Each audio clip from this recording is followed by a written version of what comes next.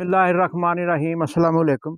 तो नाज़रीन मेरे सामने तुसी स्प्रे हुंदा देख रहे हैं। देखो पुराना तरीका हजे भी ना जेड़े बंदे आ, हालांकि सारा कुछ ही आ, हुण वसैल भी आ, सब कुछ है, लेकिन कई बंदे जेड़े आ ना वो तरीका नहीं छड्डदे। वो कहंदे भाई जी असीं इसे तरीके दे नाल ही स्प्रे करनी आ। ये हुण स्प्रे हो रहा जी कपाह ते वाइट फ्लाई दा, सब्ज़ तेले दा, ते नाल इन्हां ने कोई अमाइनो एसिड भी विच पाया होया वा भी गर्मी ज़्यादा वा, टैंपरेचर ज़्यादा वा।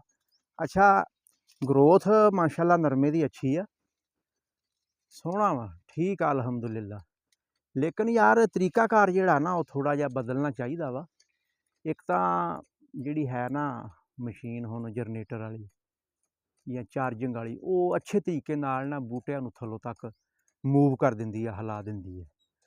ते चलो बहरहाल ठीक आ, कुछ बंदे जिहड़े आ वो हजे भी हत्थ वाली नाल इकतफा करते हैं कि ये अच्छे तरीके नाल हो जाती है।